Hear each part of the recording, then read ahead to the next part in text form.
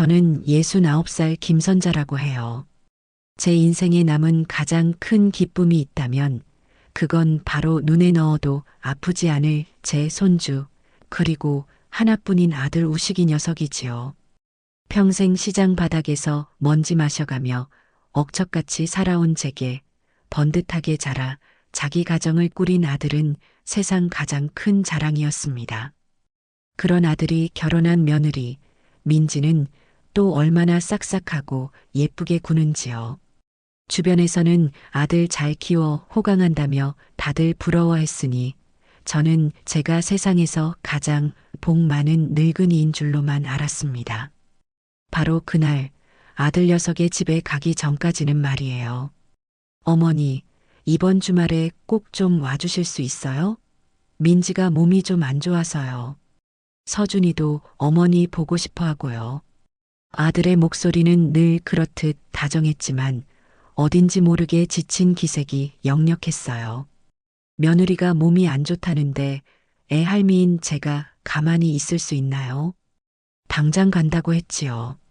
주말 아침부터 분주하게 움직였습니다. 아들 녀석이 좋아하는 해물찜을 넉넉하게 재우고 손주 서준이가 먹을 연한 나물 반찬도 몇 가지 만들었어요. 바리바리 싼 짐을 들고 아들네 아파트로 향하는 내내 제 마음은 손주 볼 생각에 한껏 부풀어 있었습니다. 요즘 짓는 아파트들은 어쩜 그리 높고 으리으리한지요. 제가 젊었을 적에는 상상도 못할 세상이에요. 비밀번호를 누르고 현관문을 여니 화사한 거실 풍경과 함께 며느리 민지가 환한 얼굴로 저를 맞이했습니다. 어머님 오셨어요. 아이고, 뭘 이렇게 많이 해오셨어요. 그냥 몸만 오시라니까요. 민지는 제 손에서 짐을 받아들며 살갑게 굴었어요. 아프다던 애가 맞나 싶게 얼굴도 뽀얗고 예뻤습니다. 아프다는데 괜찮으냐? 병원은 다녀왔어? 그럼요, 어머님. 그냥 환절기라 그런지 몸이 으슬으슬해서요. 주사 한 대 맞고 왔더니 괜찮아요. 어머님 오셨으니까 이제 두 발 뻗고 쉴 수 있겠네요.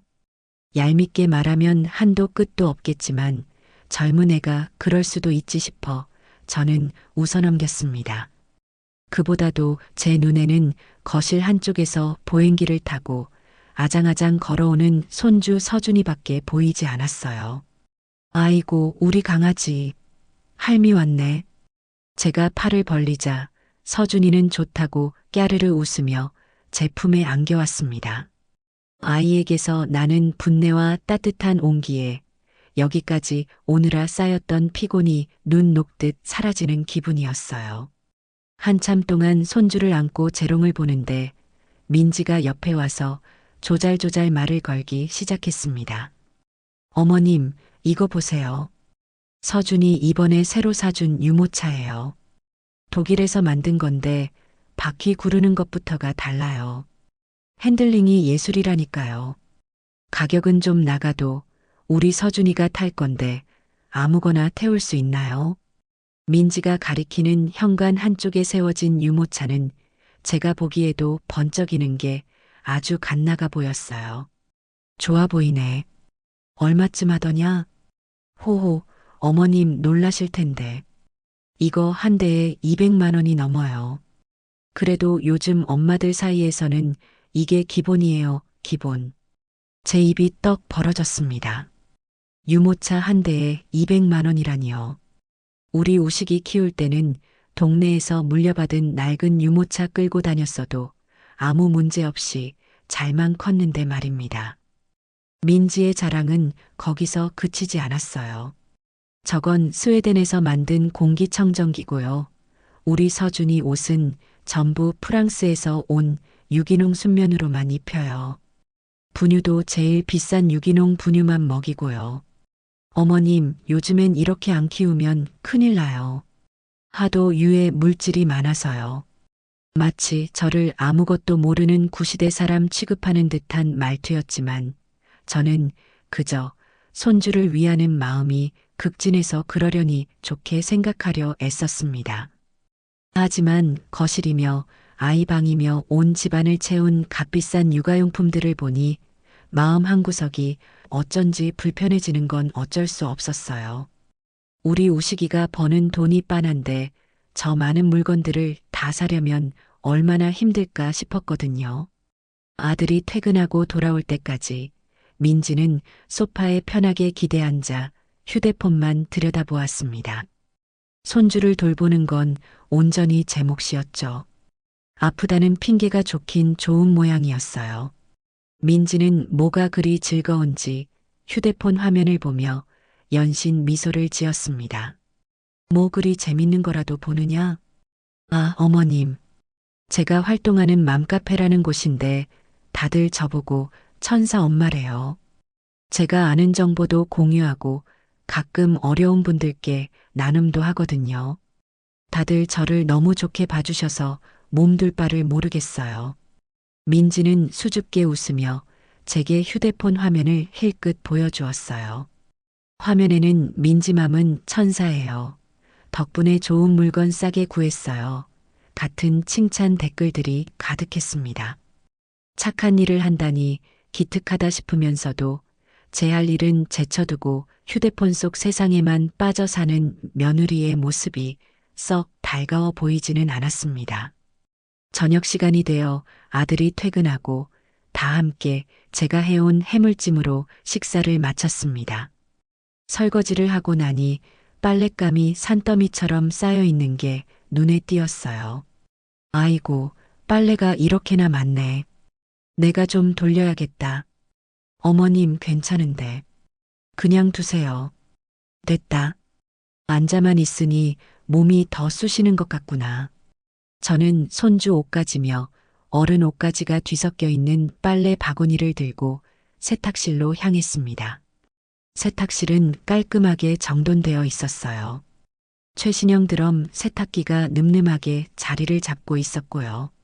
저는 별 생각 없이 빨래 바구니를 기울여 세탁물을 세탁기 안으로 쏟아 넣으려 했습니다. 그런데 바로 그 순간이었어요. 제 손의 감촉에 뭔가 이상한 것이 느껴진 겁니다. 그냥 부드러운 옷가지의 감촉이 아니었어요. 뭔가 빳빳하고 거친 느낌이었습니다. 고개를 숙여 빨래 바구니 안을 들여다본 저는 제 눈을 의심해야만 했습니다. 아이들 옷 밑에 이상한 것들이 섞여 있었기 때문이에요. 그건 누가 봐도 한 번도 입지 않은 새 옷이었습니다. 뽀송뽀송한 질감에 아직 접힌 자국까지 선명한, 딱 봐도 비싸 보이는 아기 우주복이었죠. 그런데 그 새 옷이 이상하게도 더러워져 있었습니다. 마치 누가 일부러 흙탕물이라도 묻힌 것처럼 얼룩덜룩했고 가슴팍에는 날카로운 것에 긁힌 듯 살짝 찢어진 자국까지 나 있었습니다. 그건 아이가 입고 놀다 더러워진 것과는 완전히 다른 아주 인위적이고 기분 나쁜 얼룩이었어요. 제 심장이 쿵 하고 내려앉는 것 같았습니다. 제가 잘못 본 건가 싶어 손을 뻗어 다른 옷들을 헤집어 보았어요. 그러자 안쪽에서 비슷한 상태의 새 옷들이 두어 벌 더 나왔습니다. 모두 고급스러운 브랜드의 새 옷들이었는데 하나같이 의도적으로 훼손된 흔적을 가지고 있었지요. 이건 대체 뭘까요? 왜 새 옷을 이렇게 만들어서 빨래 바구니에 넣어둔 걸까요? 머릿속이 하얗게 비어버리는 것 같았습니다. 온몸의 피가 차갑게 식는 느낌이었어요. 저는 저도 모르게 입을 틀어막았습니다. 경악할 만한 광경 앞에서 저는 한동안 그 자리에 얼어붙은 채 움직일 수가 없었습니다. 세탁실의 차가운 타일 바닥에서부터 한기가 올라오는 듯 했어요. 제 손에 들린 빨래 바구니가 천근만근 무겁게 느껴졌습니다. 방금 제가 본 것이 현실인지 아니면 늙은 제 눈이 잠시 헛것을 본 것인지 분간이 가지 않았어요. 저는 떨리는 손으로 다시 한번 빨래 바구니 안을 헤집었습니다. 분명했어요. 아이가 입어서 낡고 해진 옷들 사이에 아직 택도 채 떼지 않은 듯 빳빳한 질감의 새 옷가지가 섞여 있었어요. 그리고 그 옷들은 하나같이 누가 일부러 자행한 것처럼 보이는 상처를 품고 있었습니다. 진흙이 튄 듯한 자국, 무언가에 긁힌 듯한 흠집, 심지어는 볼펜으로 그은 듯한 희미한 선까지. 이건 아이를 키우는 집의 평범한 빨랫감이라고는 도저히 볼 수 없는 모습이었습니다. 제 심장이 불안하게 쿵쾅거리기 시작했어요. 이걸 어떻게 받아들여야 할까요? 며느리 민지는 대체 왜 이런 짓을 한 걸까요? 머릿속에서는 수만 가지 생각이 오갔지만 어느 것 하나 명쾌한 답을 주지는 못했습니다. 분명한 건 이건 절대 좋은 징조가 아니라는 것이었죠. 저는 일단 정신을 차려야 한다고 생각했어요. 여기서 소란을 피워봤자 좋을 건 하나도 없었습니다. 며느리에게 다짜고짜 이게 뭐냐고 물어봤자 순순히 대답해 줄 리도 만무했고요. 오히려 저를 이상한 사람으로 몰아갈 수도 있는 일이었습니다. 저는 깊게 심호흡을 하고 주변을 살폈습니다. 다행히 거실에서 들려오는 텔레비전 소리와 아들 내외의 말소리 외에는 아무런 인기척도 없었어요. 저는 결심했습니다. 일단 증거를 확보해야 한다고요. 제 눈으로 본 이 기이한 상황을 나중에 딴소리하지 못하도록 남겨둬야 했습니다. 저는 가장 훼손된 흔적이 뚜렷한 아기 베넷 저고리 하나를 집어들었습니다. 아직 아기 분내가 희미하게 남아있는 그 옷을 저는 제 시장 가방 깊숙한 곳에 아무도 모르게 쑤셔 넣었어요. 손이 부들부들 떨렸지만 저는 이를 악물고 해냈습니다. 그러고는 아무 일도 없었다는 듯이 나머지 빨랫감들을 세탁기에 넣고 작동 버튼을 눌렀습니다. 윙 하는 소리와 함께 세탁기가 돌아가기 시작했어요. 저는 그 소리를 들으며 굳은 얼굴로 세탁실을 나왔습니다. 거실로 돌아오니 아들과 며느리는 소파에 나란히 앉아 과일을 먹고 있었어요. 제가 나온 것을 보고 민지가 물었습니다. 어머님, 세탁기 다 돌리셨어요? 힘드셨을 텐데. 아니다. 버튼 하나 누르는 게 뭐 힘들다고. 저는 애써 태연한 표정을 지으며 대답했습니다. 하지만 제 속은 시커멓게 타들어가고 있었어요. 저렇게 해맑게 웃고 있는 며느리의 얼굴 뒤에 대체 어떤 비밀이 숨겨져 있는 걸까요? 그날 밤 저는 아들 집에서 잠을 청했지만 한숨도 잘 수가 없었습니다. 낮에 보았던 그 기괴한 옷가지들이 눈앞에 어른거렸고 제 가방 속에 들어있는 베넷 저고리의 감촉이 손끝에 생생하게 남아있는 듯 했어요. 다음 날 집으로 돌아가기 위해 짐을 챙기는데 민지가 제게 다가와 말했습니다. 어머님, 조심히 들어가세요. 주말 내내 저희 때문에 고생 많으셨어요. 고생은 무슨, 내 강아지 보러 온 건데. 저는 며느리의 얼굴을 빤히 쳐다보았습니다. 제 눈빛에서 무언가를 읽기라도 한 걸까요? 민지의 미소가 순간 미세하게 굳어지는 것 같았지만 금세 다시 평소의 싹싹한 표정으로 돌아왔습니다.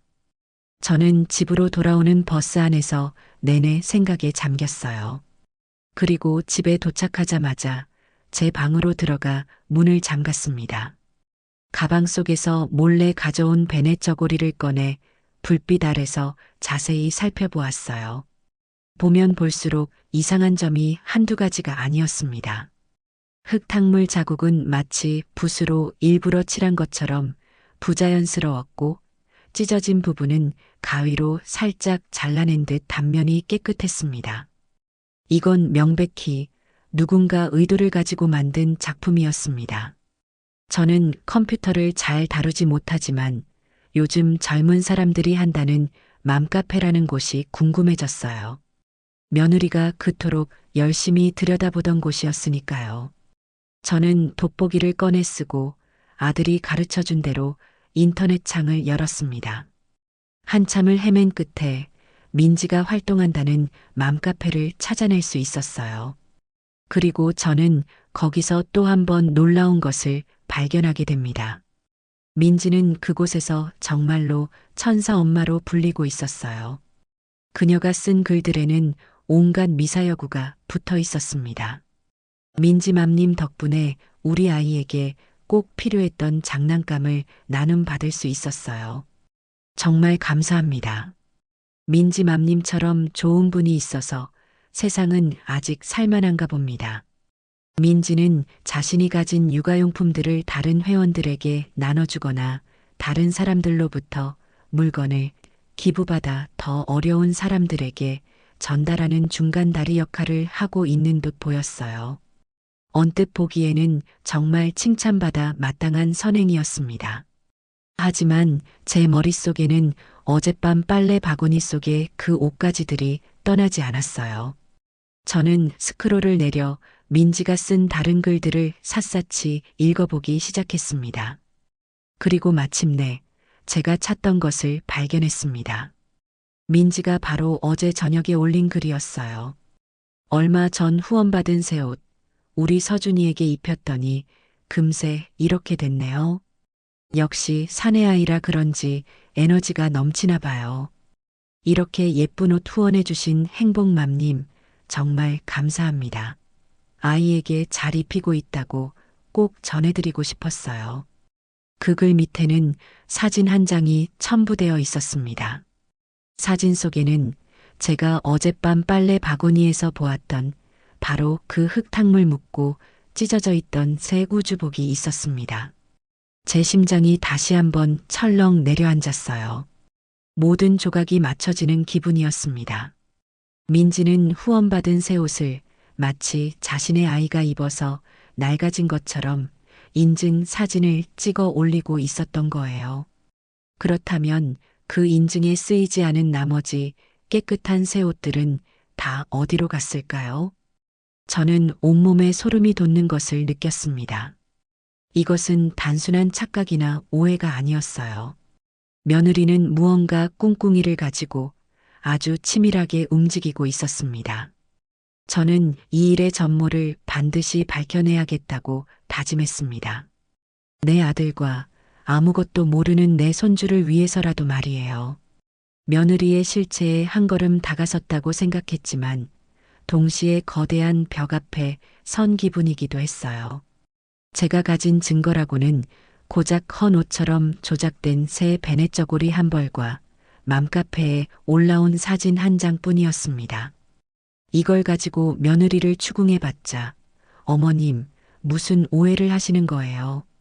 그 옷은 정말 서준이가 입다가 그렇게 된 거예요 라고 발뺌하면 그만이었습니다. 오히려 저만 의심병 많은 이상한 시어머니가 될 게 뻔했지요. 아들 우식이 녀석은 또 어떻고요. 제 아들이지만 한번 콩깍지가 씌면 아무것도 보지 못하는 우직한 구석이 있는 녀석입니다. 지금 민지에게 푹 빠져 있는 아들에게 이런 이야기를 꺼냈다가는 씨알도 먹히지 않을 거라는 걸 저는 잘 알고 있었습니다. 혼자서는 안 되겠다고 생각했어요. 제게는 이 복잡한 상황을 함께 헤쳐나갈 조력자가 필요했습니다. 그때 제 머릿속에 한 사람이 떠올랐습니다. 바로 최영숙. 제가 시장에서 채소 가게를 할 때 옆에서 과일 가게를 하던 친구의 딸이었습니다. 저를 이모라 부르며 유독 따르던 아이였는데 어릴 때부터 유난히 똑 부러지고 영리했어요. 특히 컴퓨터라면 아주 도사였죠. 제가 처음 스마트폰을 샀을 때 하나부터 10까지 차근차근 가르쳐 준 것도 바로 영숙이었습니다. 지금은 어엿한 아가씨가 되어 작은 온라인 쇼핑몰을 운영하고 있다고 들었어요. 저는 망설이지 않고 영숙이에게 전화를 걸었습니다.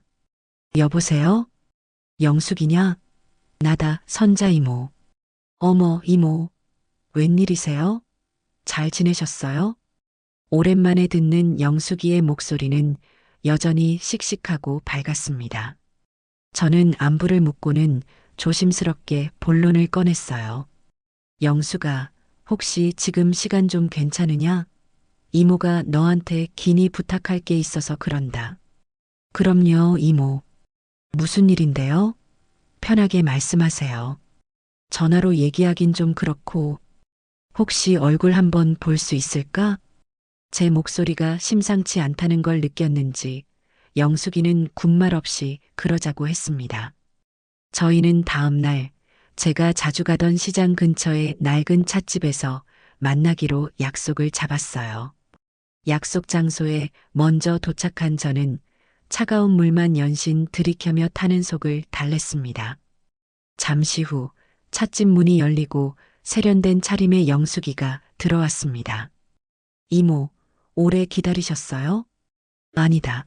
나도 방금 왔어. 니야, 우리 영숙이 더 예뻐졌네. 호호 아니에요. 이모도 여전하시네요. 고우시고. 저희는 잠시 그동안의 안부를 물으며 회포를 풀었습니다. 하지만 제 마음은 다른 곳에 가 있었죠. 영숙이가 주문한 차가 나오고 저는 마침내 무거운 입을 열었습니다. 저는 영숙이에게 지난 주말 아들 집에서 있었던 일을 처음부터 끝까지 모두 털어놓았습니다. 빨래 바구니에서 발견한 이상한 옷가지부터 맘카페에 올라온 인증 사진까지 제 이야기가 진행되는 동안 영숙이의 표정은 점점 심각하게 굳어졌습니다. 제가 가방에서 몰래 챙겨온 베넷 저고리를 꺼내 테이블 위에 올려놓자 영숙이는 미간을 찌푸리며 옷을 이리저리 살펴보았습니다. 이모, 이거 딱 느낌 오네요. 요즘 이런 식으로 뒤로 물건 빼돌리는 사람들 많아요. 수법이 아주 교묘해서 잘 모르는 사람들은 깜빡 속아 넘어가기 십상이죠. 역시 영숙이는 단번에 문제의 핵심을 파악했습니다. 그럼 우리 며느리가 정말로? 네, 이모. 제 짐작이 맞다면 이모님 며느리는 맘카페에서 후원받은 새 물건들을 인증샷용으로 몇 개만 쓰고 나머지는 뒤로 빼돌려서 팔아치우고 있는 게 거의 확실해요. 영숙이의 확신에 찬 말에 제 가슴은 무너져 내리는 것 같았습니다. 설마 했던 의심이 현실이 되는 순간이었어요. 하지만 슬퍼하고만 있을 시간은 없었습니다. 저는 눈빛을 바꾸고 영숙이에게 말했어요. 영숙아, 이모 좀 도와다오. 내가 이 일의 전모를 꼭 밝혀내야겠다. 내 아들하고 손주를 위해서라도 저런 못된 것을 그냥 두고 볼 수는 없어. 당연히 도와드려야죠, 이모. 걱정 마세요. 이런 건 제 전문 분야예요. 영숙이는 제 손을 굳게 잡아주며 흔쾌히 약속했습니다.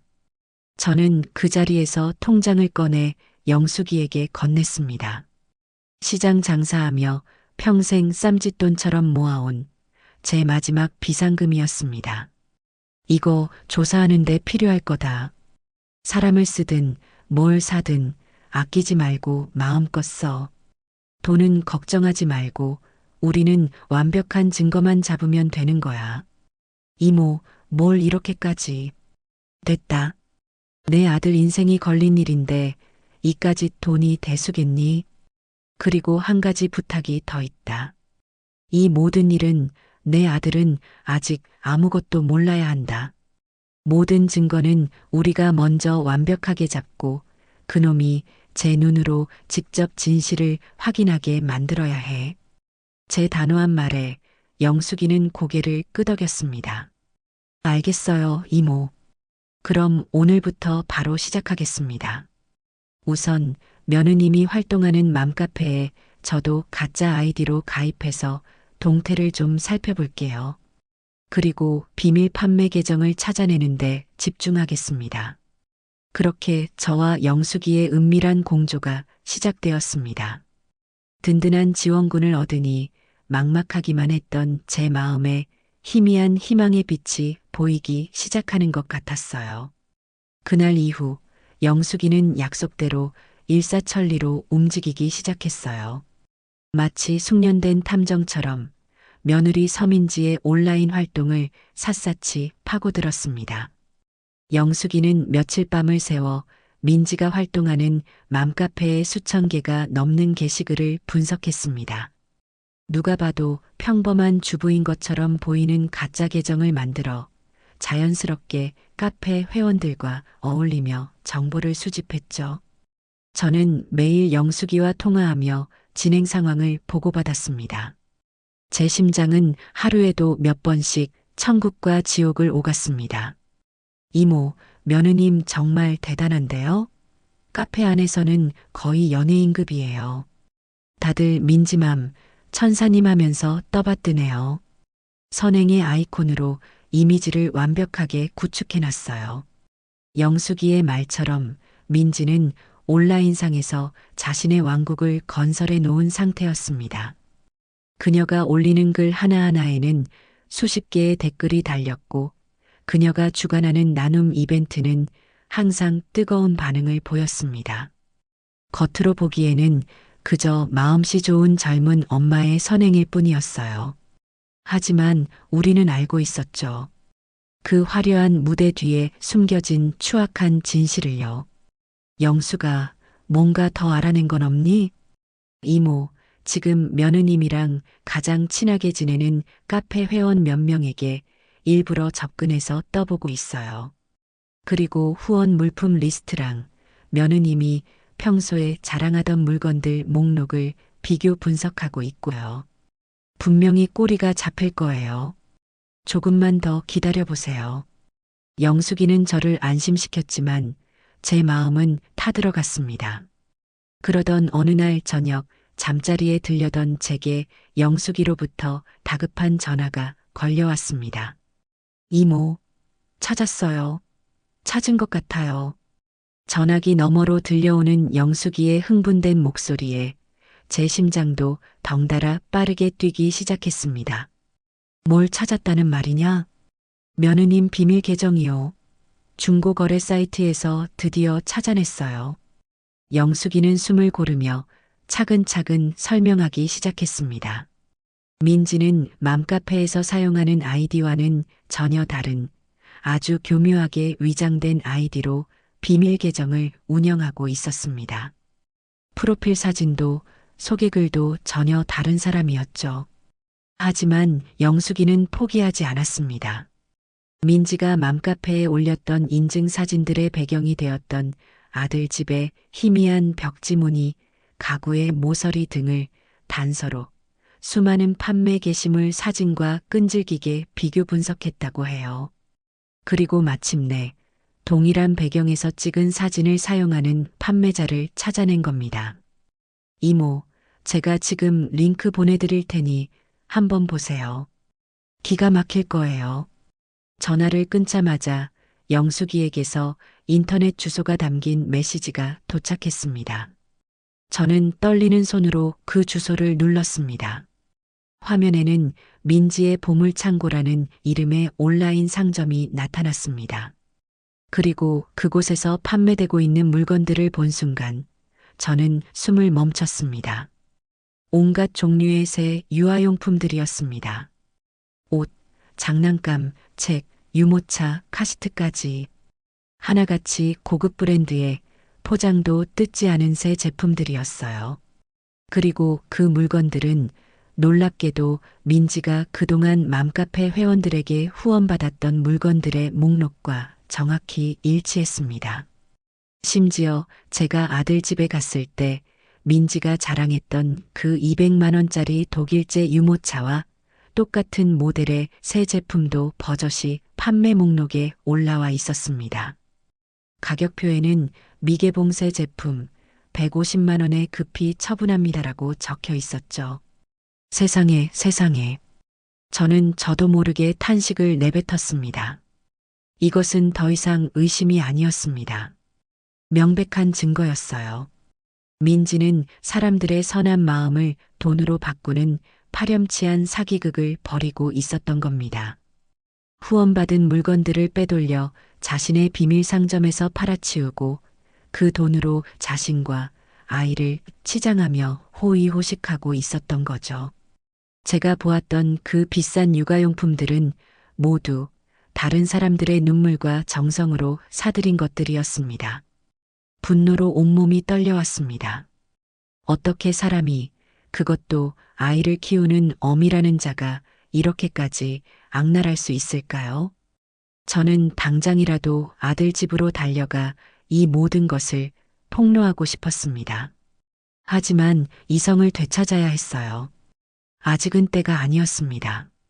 이 정도 증거로는 부족했습니다. 며느리는 분명 다른 사람의 계정을 도용한 것이라며 발뺌할 것이고, 아들은 또다시 며느리의 거짓말에 속아 넘어갈지도 모릅니다. 제게는 누구도 부정할 수 없는, 빼도 박도 못할 결정적인 증거가 필요했습니다. 저는 영숙이에게 다시 전화를 걸었습니다. 제 목소리는 분노로 가늘게 떨리고 있었어요. 영수가 잘했다. 정말 잘했어. 이제부터가 진짜 시작이다. 이제는 아들도 진실을 마주해야 한다고 생각했어요. 제 아무리 콩깍지가 단단히 씌었어도 이렇게 명백한 증거 앞에서는 어쩔 수 없을 거라고 믿었지요. 저는 주말이 되기를 기다렸다가 반찬을 핑계 삼아 다시 아들 집으로 향했습니다. 이번에는 며느리 민지가 없을 시간, 아들 우식이 혼자 집에 있을 시간을 일부러 골라서 갔어요.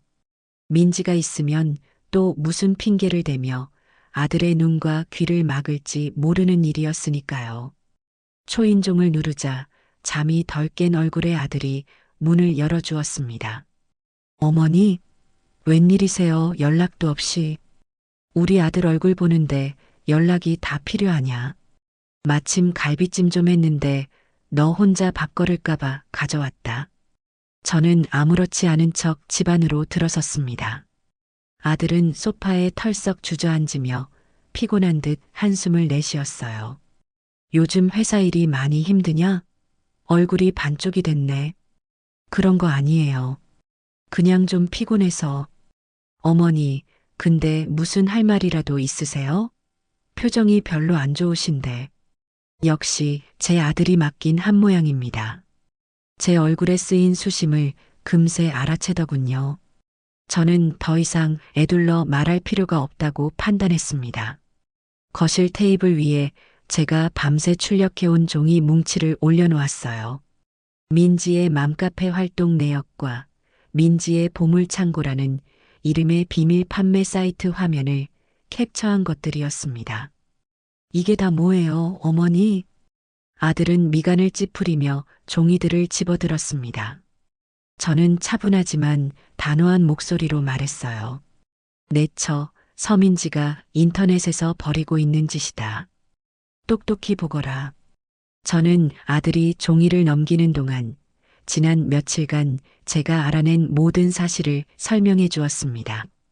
사람들이 선한 마음으로 기부한 새 물건들을 어떻게 빼돌리고 어떻게 거짓으로 인증 사진을 만들어 올리는지, 그리고 그 물건들을 비밀 계정을 통해 팔아치워 돈을 챙기고 있는지에 대해서요. 제 설명이 이어지는 동안 아들의 표정은 점점 굳어갔습니다. 하지만 그 표정은 충격이나 슬픔이 아니었어요. 그것은 불쾌함과 분노에 가까웠습니다. 마침내 모든 설명을 마쳤을 때 아들은 들고 있던 종이들을 테이블 위로 거칠게 던져버렸습니다. 어머니, 지금 이게 말이 된다고 생각하세요? 아들의 목소리는 얼음장처럼 차가웠습니다. 말이 되고 말고. 이게 다 사실인데. 사실이요? 인터넷에 떠도는 사진 몇 장, 출처도 모르는 글 몇 개가 사실이라고요? 어머니, 실망입니다. 어떻게 며느리를 이렇게까지 의심하실 수가 있어요? 우시가, 이건 그냥 의심이 아니야. 증거요? 이게 무슨 증거예요? 동명이인일 수도 있는 거고, 누가 민지를 음해하려고 조작한 걸 수도 있잖아요. 그런데 어머니는 지금 이런 종이 쪼가리 몇 장 믿고 자기 며느리를 사기꾼으로 몰고 있는 거라고요. 아들은 자리에서 벌떡 일어나 소리쳤습니다. 저는 아들의 반응에 가슴이 철렁 내려앉았어요. 믿어주길 바란 건 아니었지만 이렇게까지 완강하게 저를 비난할 줄은 몰랐습니다. 우시가 제발 이성적으로 생각하렴. 너가 민지를 아끼는 마음은 알겠다만 이건 이성적으로 생각하고 있는 건 저예요. 어머니야말로 지금 감정적으로 민지를 미워하고 계신 거잖아요. 혹시 민지가 너한테 쓰는 돈이 아까워서 이러시는 거예요? 아니면 너가 나보다 민지를 더 챙기는 것 같아서 질투라도 하시는 거냐고요. 아들의 입에서 나온 말은 날카로운 비수가 되어 제 심장에 박혔습니다. 질투라니요. 제가 제 아들의 행복을 질투한다니요. 세상에 어느 어미가 자식 잘 되는 걸 시기하고 미워한단 말입니까? 억장이 무너지는 기분이었습니다. 눈물이 핑 돌았지만 저는 이를 악물고 참았습니다. 여기서 무너지면 안 됐어요. 너 지금 말을 너무 심하게 하는구나. 제가 심해요? 어머니가 먼저 시작하셨잖아요. 민지가 어떤 사람인데요? 자기 먹을 거, 입을 거 아껴가면서 어려운 사람들 돕는 애예요. 그런 애를 어떻게 사기꾼으로 몰 수가 있어요? 이건 민지에 대한 모독이고 민지를 아내로 선택한 저에 대한 모욕이에요. 그 착한 내 처가 쓰는 돈이 다 어디서 나는지는 생각해 본 적 없느냐? 내 월급 뻔한데 집에 있는 그 비싼 물건들은 다 어떻게 산 거고? 그거요? 민지가 알뜰하게 재테크해서 번 돈이에요. 저한테는 비밀로 하고 나중에 집이라도 넓혀갈 때 짜잔하고 보여주려고 했다고요. 그런데 어머니는 민지의 그런 착한 마음까지 전부 의심하고 몰아세우고 계신 거잖아요. 아들은 완전히 이성을 잃은 듯 했습니다. 며느리가 만들어낸 허상에 단단히 사로잡혀 진실을 보려고도 하지 않았어요. 더 이상 대화가 통하지 않는다는 것을 깨달았습니다. 저는 말없이 자리에서 일어났습니다. 제 어깨가 축 처져 있는 것을 아들은 보지 못했을 겁니다. 알겠다. 너가 그렇게까지 내 철을 믿는다니 내가 더는 할 말이 없구나. 이제 그만 돌아가 주세요. 그리고 당분간은 저희 집에 오지 않으셨으면 좋겠습니다. 민지가 이 사실을 알면 얼마나 상처받겠어요. 제가 잘 말씀드릴 테니 앞으로는 저희 일에 더 이상 신경 쓰지 말아주세요. 아들은 끝내 제게 등을 보이며 말했습니다. 그 말은 제게 내리는 사형 선고나 다름없었습니다. 저는 아들 집에 와서 제 발로 걸어 나왔지만 마치 쫓겨나는 것만 같았습니다. 현관문이 닫히는 소리가 유난히 크고 무겁게 들렸어요. 텅 빈 복도에 혼자 서 있는데 다리에 힘이 풀려 주저앉을 뻔했습니다. 아들에게 배신당한 슬픔, 며느리에 대한 분노, 그리고 앞으로 어떻게 해야 할지 모를 막막함이 한꺼번에 밀려왔습니다. 하지만 저는 주저앉지 않았어요. 오히려 더 오기가 생겼습니다. 그래, 내 아들이 저렇게 눈이 멀어 제 앞가림도 못하고 있으니 이 어미가 정신 차리고 바로잡아줘야지. 누가 이기나 한번 해보자. 저는 눈물을 닦고 비틀거리는 걸음으로 엘리베이터 버튼을 눌렀습니다. 제 마음속에서는 차가운 불꽃이 타오르기 시작하고 있었습니다. 아들 집에서 쫓겨나듯 돌아온 그날 밤, 저는 쓰러지듯 자리에 누웠지만 잠을 이룰 수가 없었어요. 아들이 제게 퍼부었던 날 선 말들이 귓가에 계속 맴돌았습니다. 질투하시는 거냐고요? 당분간 오지 않으셨으면 좋겠습니다. 평생을 자식 하나만 바라보고 살아온 제게 그 말들은 그 어떤 것보다 아픈 상처를 남겼습니다. 하지만 슬픔에만 잠겨 있을 수는 없었어요. 아들이 저토록 완강하게 현실을 부정하는 것을 보니 이제는 어설픈 증거로는 어림도 없다는 것이 명확해졌습니다. 제게는 누구도 심지어 눈과 귀를 막고 있는 내 아들조차도 부정할 수 없는 빼도 박도 못할 진짜 증거가 필요했어요. 다음 날 아침 저는 날이 밝자마자 영숙이에게 연락했습니다. 어젯밤 있었던 일을 모두 털어놓자 영숙이는 제 일처럼 붕괴하며 길길이 날뛰었습니다. 세상에, 이모 아드님 너무한 거 아니에요? 어떻게 엄마 말을 그렇게 안 믿을 수가 있어요? 됐다. 속상한 건 나중 얘기고, 이제부터 우리가 어떻게 해야 할지 머리를 맞대야 한다. 이대로 가다가는 내 아들 인생까지 저 못된 것 손에 망가지게 생겼어. 저희는 찻집에서 다시 만났습니다. 저는 영숙이에게 제 계획을 말했어요. 이제는 우리가 직접 증거를 만들어야겠다. 며느리가 스스로 덫에 걸려들게 만드는 거야. 덫이라니요, 이모. 가장 비싸고 가장 티가 나는 물건을 미끼로 던지는 거지. 저 애가 절대 그냥 지나치지 못할 아주 탐나는 미끼를 말이다. 제 말에 영숙이의 눈이 반짝였습니다. 저희는 그 자리에서 머리를 맞대고 치밀한 함정 수사를 계획하기 시작했습니다. 우선 영숙이는 자신의 온라인 쇼핑몰 사업을 하며 알고 지내던 해외 거주 지인을 섭외했습니다.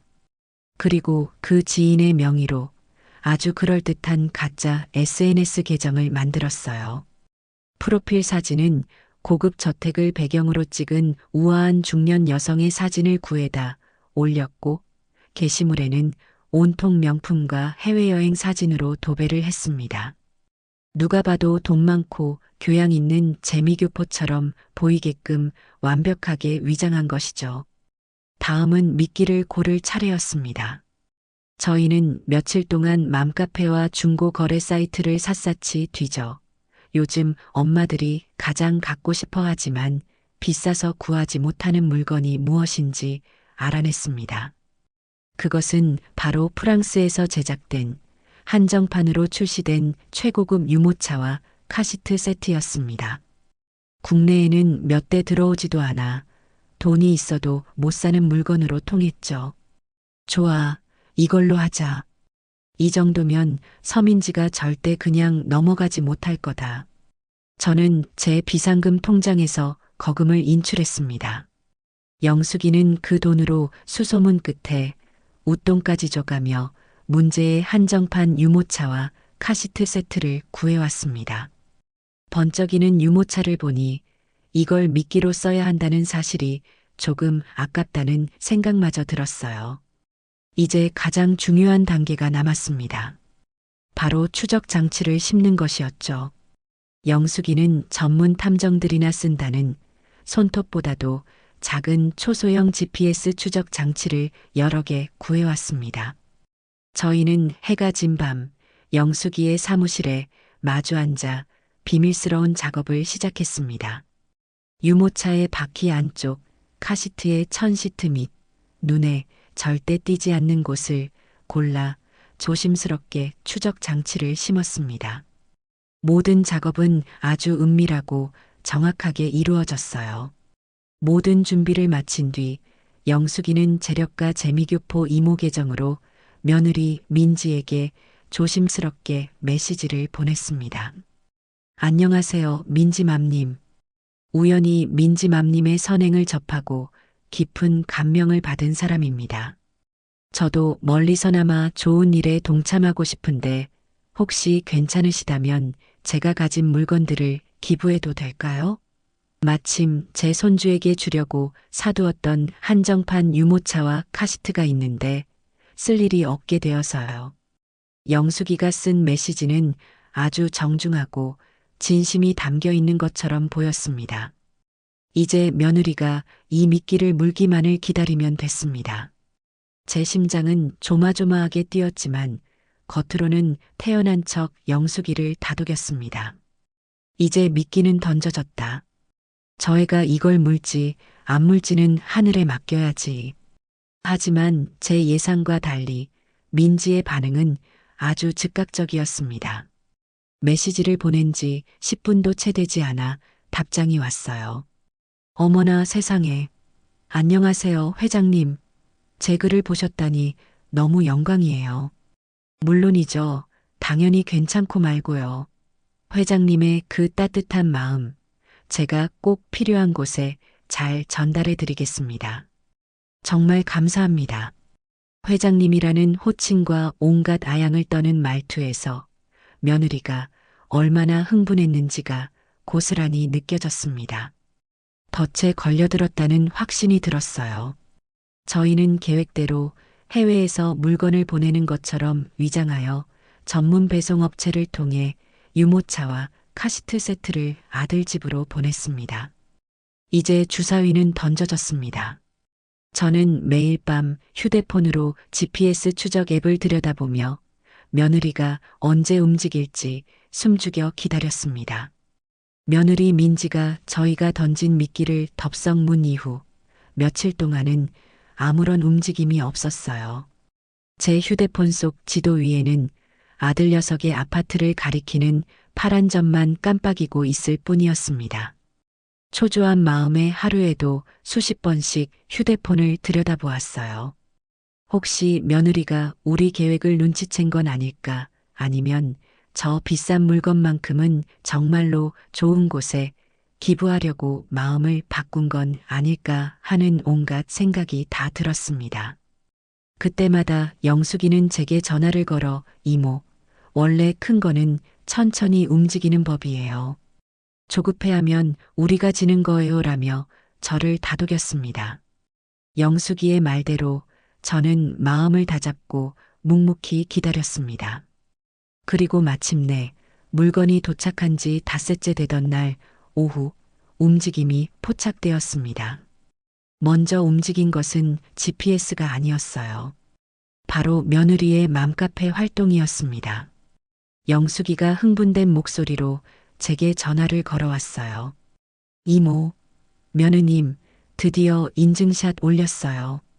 저는 떨리는 손으로 맘카페에 접속했습니다. 민지는 재미교포 회장님의 따뜻한 마음 잘 전달했습니다라는 제목의 글을 게시했습니다. 얼마 전 익명의 재미교포 회장님께서 제게 연락을 주셔서 국내에서는 구할 수도 없는 귀한 한정판 유모차와 카시트를 후원해 주셨어요. 이 귀한 물건을 꼭 필요한 분께 전달해 드리고 싶어 수소문한 끝에 미혼모 쉼터에 계신 한 분께 잘 전달해 드렸습니다. 부디 아기와 함께 행복하시길 바랄게요. 얼굴도 모르는 분께 이런 큰 선물을 해주신 회장님께 다시 한번 깊이 감사드립니다.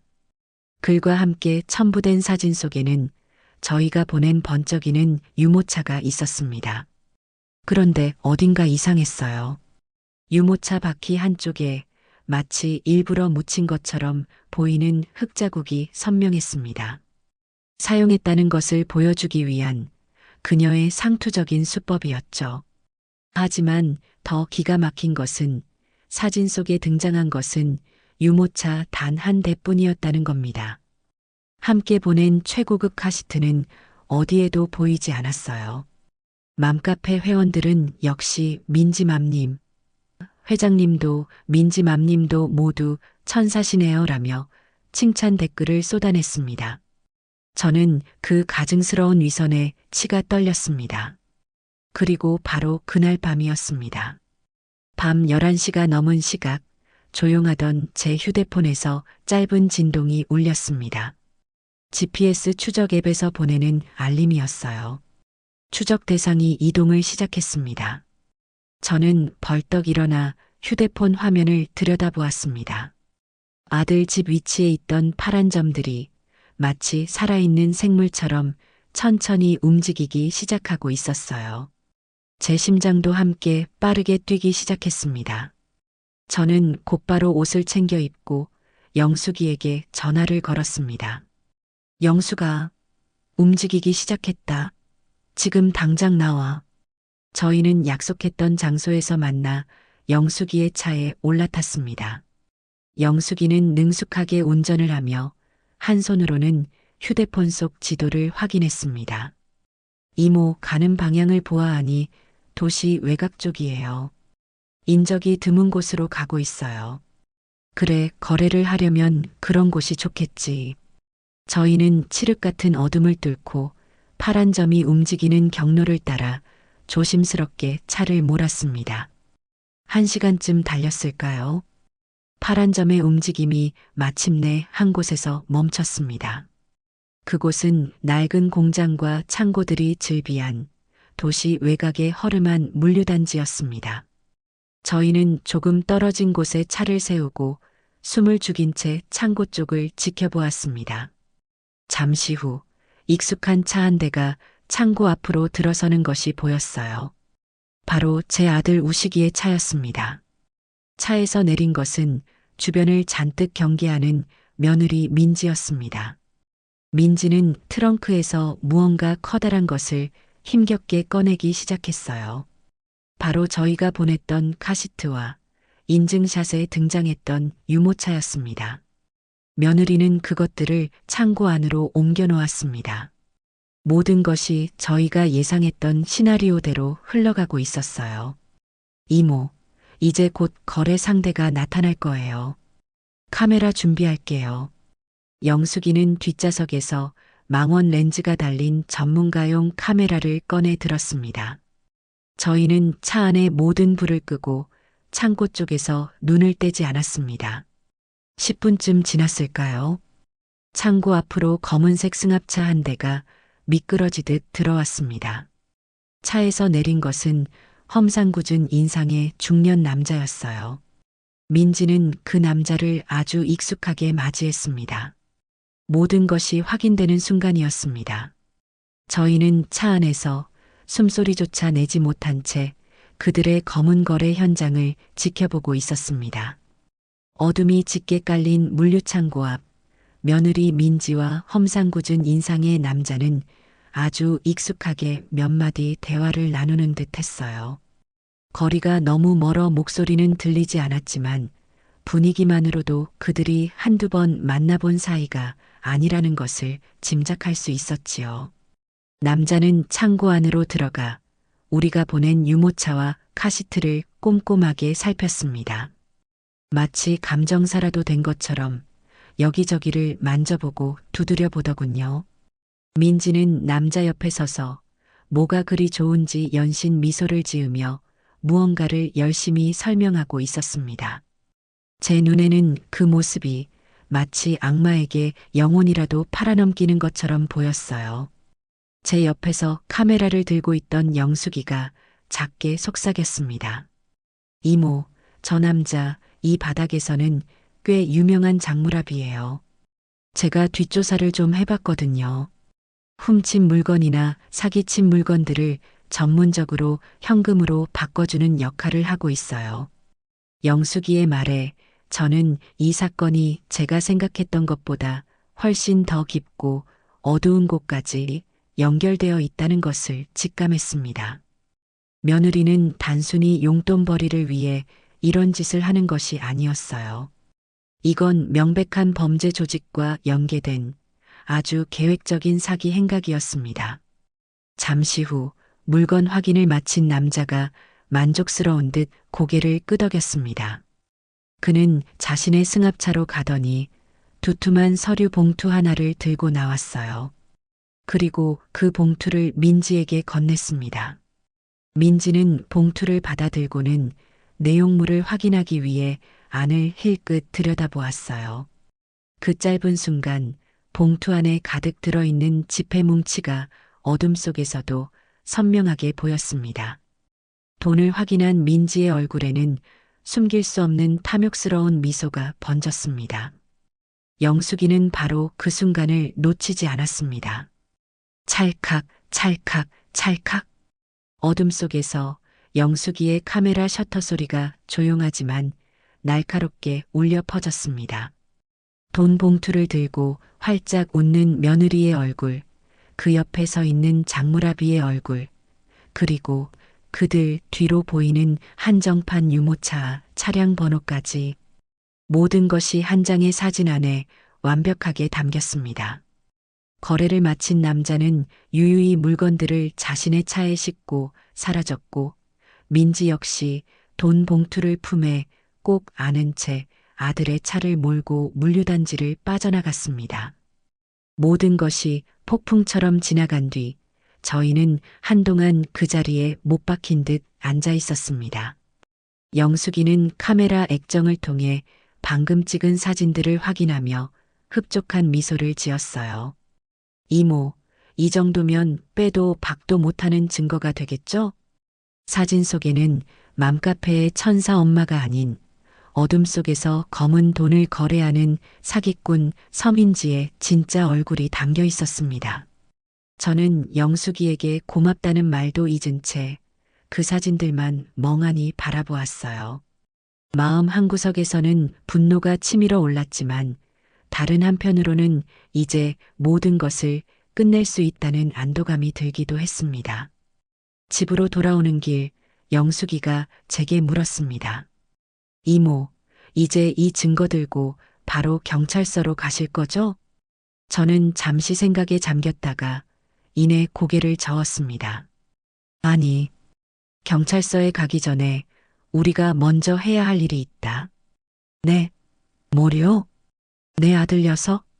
그놈이 이 모든 진실을 제 눈으로 직접 보게 만들어야지. 다른 사람도 아닌 지 마누라가 어떤 여자인지 똑똑히 깨닫게 해줘야 한다. 그래야 내 아들도 내 손주도 저 구렁텅이에서 빠져나올 수 있을 테니까. 제 말에 영숙이는 더 이상 아무것도 묻지 않고 고개를 끄덕였습니다. 집으로 돌아온 저는 그날 밤 잠을 이루지 못했습니다. 머릿속으로 앞으로의 계획을 수십 번, 수백 번 되뇌었습니다. 이제 더 이상 물러설 곳도 망설일 이유도 없었습니다. 저는 며느리와의 이 지긋지긋한 전쟁을 끝내기 위한 마지막 무대를 준비하기 시작했습니다. 그 무대의 주인공은 바로 제 아들 우식이가 되어야 했습니다. 그날 이후 며칠 동안 저는 아들 녀석에게 연락하지 않았어요. 섣불리 다가갔다가 또다시 아들의 다친 마음에 상처만 받고 돌아설까 두려웠기 때문입니다. 대신 저는 영숙이와 함께 우리가 확보한 증거들을 차곡차곡 정리했습니다.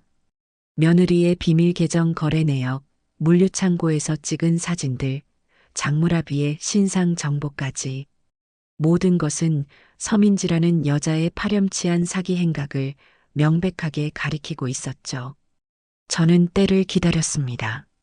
제 아들이 스스로 생각하고 스스로 의심을 품게 될 그 순간을요. 그리고 그 순간은 생각보다 빨리 찾아왔습니다. 나중에 아들에게 들어 알게 된 이야기입니다만 바로 그 주에 아들 녀석의 회사에서는 월급날이 있었다고 해요. 그런데 그날 저녁 아들은 은행으로부터 이상한 알림 메시지 하나를 받게 됩니다. 부부 공동 명의로 된 생활비 통장에 출처를 알 수 없는 거액의 현금 500만 원이 입금되었다는 메시지였죠. 아들은 당연히 며느리인 민지에게 이게 무슨 돈이냐고 물었다고 합니다. 그때 민지의 반응이 아주 이상했다고 해요. 아, 그거 그냥 내 친구가 예전에 빌려갔던 돈 갚은 거야. 신경 쓰지 마. 민지는 대수롭지 않게 말했지만 어딘지 모르게 눈빛이 흔들리고 말을 더듬기까지 했다더군요. 평소에 당당하던 모습과는 전혀 다른 모습이었죠. 아들은 뭔가 이상하다는 생각을 했지만 일단은 그냥 넘어갔다고 합니다. 그런데 진짜 문제는 그 다음날 아침에 터졌습니다. 아침에 눈을 떠 은행 앱을 확인해 본 아들은 자신의 눈을 의심했습니다. 어젯밤 입금되었던 500만 원이 그새 흔적도 없이 다른 계좌로 빠져나가고 없었던 겁니다. 아들은 곧바로 민지를 깨워 이게 어떻게 된 일이냐고 물었습니다. 그 돈 우리 엄마가 급하게 필요하다고 해서 내가 잠깐 보내드렸어. 금방 다시 채워 넣을 거니까 걱정하지 마, 자기야. 하지만 아들은 이미 알고 있었습니다. 장모님, 즉 민지의 어머니는 며칠 전부터 언니네 집에 가 계셔서 급하게 돈이 필요할 리가 없다는 사실을요. 아들이 그 사실을 지적하자 민지는 당황하며 말을 바꾸기 시작했습니다. 아, 그게 아니라 언니네 집 말고 우리 친척 중에 누가 갑자기 상을 당해서 아유, 됐어. 너가 내 말을 못 믿는 거야? 내가 네 돈 떼먹기라도 할까봐 그래. 민지는 오히려 적반하장으로 화를 내며 아들을 몰아세웠다고 합니다. 바로 그 순간 아들의 머릿속에 얼마 전 제가 했던 말들이 섬광처럼 스쳐 지나갔다고 해요. 내 처가 쓰는 돈이 다 어디서 나는지는 생각해 본 적 없느냐? 는 제 목소리가 뇌리에서 떠나지 않았답니다. 돈의 출처도 쓰임새도 불분명한데 무작정 자신을 믿으라고만 소리치는 아내의 모습에서 아들은 처음으로 깊은 위화감과 배신감을 느꼈다고 합니다. 그날 저녁 아들은 결국 제게 전화를 걸어왔습니다. 전화기 너머로 들려오는 아들의 목소리는 물에 젖은 솜처럼 무겁고 축 처져 있었어요. 어머니, 지금 잠깐 뵐 수 있을까요? 저는 모든 것을 직감했습니다. 드디어 때가 온 것이지요. 저는 아들을 저희 집으로 오라고 했습니다. 잠시 후 초인종 소리가 들리고 문을 열자 그곳에는 금방이라도 울음을 터뜨릴 것 같은 얼굴의 아들이 서 있었습니다. 저는 아무 말 없이 아들을 안으로 들였습니다. 식탁에 마주 앉아 저는 말없이 물 한 잔을 건넸습니다. 아들은 한참 동안 아무 말이 없었어요. 그 침묵의 시간 동안 아들은 지난 세월 동안 자신이 쌓아 올렸던 아내에 대한 믿음과 사랑이 모래성처럼 무너져 내리는 것을 느끼고 있었을 겁니다. 마침내 아들이 고개를 숙인 채 입을 열었습니다. 어머니, 제가 다 틀렸던 것 같아요.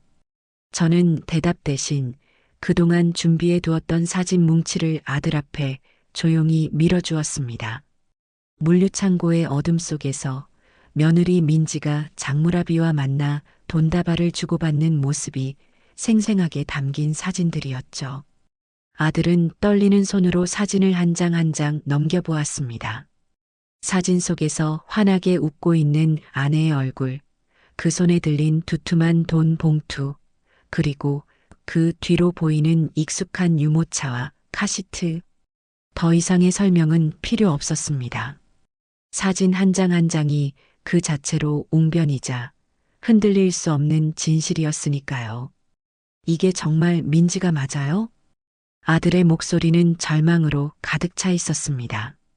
저는 조용히 고개를 끄덕였습니다. 아들은 결국 테이블 위로 엎드려 오열하기 시작했습니다. 어린아이처럼 서럽게 한참 동안 울었습니다. 저는 말없이 다가가 아들의 등을 쓸어주었습니다.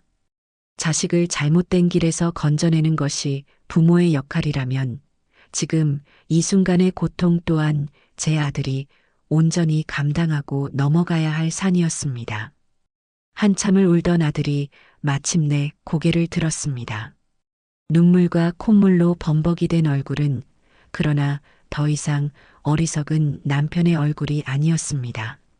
그것은 비로소 진실을 마주하고 자신이 무엇을 해야 할지 깨달은 한 아이의 아버지이자 제 아들의 얼굴이었습니다. 어머니, 제가 어떻게 하면 좋을까요? 제가 서준이 아빠로서 그리고 어머니 아들로서 이제 뭘 어떻게 해야 하는 걸까요? 저는 그런 아들의 손을 굳게 잡았습니다. 이제라도 정신 차렸으면 됐다. 이제부터는 이 어미를 믿고 엄마가 하자는 대로만 하거라. 내 처가 저지른 죄값 우리가 확실하게 치르게 해줘야지. 내 인생도 내 손주 인생도 저런 구렁텅이에서 우리가 직접 건져내는 거야. 제 단호한 말에 아들의 눈빛이 흔들림 없이 빛나기 시작했습니다. 그날 밤 저와 아들은 처음으로 한 팀이 되었습니다. 며느리 서민지를 심판대에 세우기 위한 우리의 길고도 처절한 반격이 비로소 시작된 것입니다. 제 아들 우식이는 한번 마음을 정하면 무섭게 돌진하는 구석이 있었어요. 아내의 실체를 알게 된 충격과 배신감은 곧바로 서민지를 향한 차가운 분노로 바뀌었습니다. 아들은 당장이라도 집에 달려가 모든 것을 뒤집어 엎고 싶어 했지만 저는 그런 아들을 말렸습니다. 아니다. 지금 너가 흥분해서 일을 그르치면 저 영악한 것이 또 무슨 수로 빠져나갈지 모른다. 이럴 때일수록 우리는 더 차갑고 이성적으로 움직여야 해. 그럼 어떻게 해요, 어머니? 저 인간 얼굴을 어떻게 보라고요? 연기를 해야지. 아무것도 모르는 척, 평소처럼 다정한 남편인 척 연기를 해야 한다. 저것이 방심하고 제 발로 심판대 위에 올라오게 만들려면 우리가 먼저 완벽한 배우가 되어야 하는 거야. 제 말에 아들은 이를 악물었지만 결국 고개를 끄덕였습니다.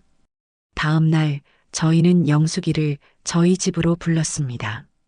이제는 세 사람이 머리를 맞대고 다음 작전을 짜야 할 때였으니까요. 영숙이는 그동안 추가로 알아낸 정보들을 저희 앞에 펼쳐놓았습니다. 이모 아드님, 제가 장무라비에 대해서 좀 더 알아봤는데요. 이 인간 정가도 여러 개 있고 지금도 다른 여러 건에 연루되어 있어서 경찰이 주시하고 있는 인물이더라고요. 아마 우리가 판을 잘 짜면 자기 혼자 살겠다고 며느님을 불어버릴 가능성이 아주 높아요. 영숙이의 말에 저희는 계획을 세웠습니다. 바로 장무라비를 먼저 우리 편으로 만드는 것이었죠. 뱀의 머리를 치기 전에 그 옆에 붙어 있는 혓바닥부터 잘라내기로 한 겁니다. 저희는 일부러 장무라비가 혼자 사무실에 있을 시간을 골라 약속도 없이 그곳을 급습했습니다. 허름한 오피스텔 건물에 위치한 그의 사무실은 온갖 중고 물건들이 어지럽게 널려 있어 발 디딜 틈도 없었어요. 우리가 들이닥치자 남자는 기분 나쁜 얼굴로 우리를 쏘아보았습니다. 누구신데 함부로 들어오고 난리야? 저는 대답 대신 영숙이가 찍었던 사진들을 그의 책상 위에 한 장씩 펼쳐놓았습니다. 며느리와 돈을 거래하던 바로 그 사진들이었죠. 사진을 본 남자의 얼굴이 순식간에 굳어졌습니다. 이게 뭐야? 당신들 뭐야, 정체가. 남자가 당황해서 소리치자 제 아들 우식이가 앞으로 나섰습니다. 아들의 눈에는 뜨거운 분노가 이글거리고 있었어요. 사진 속 여자의 남편 되는 사람이요. 그리고 당신은 내 아내와 함께 내 가정을 망가뜨린 사기꾼의 공범이고. 무슨 소리야.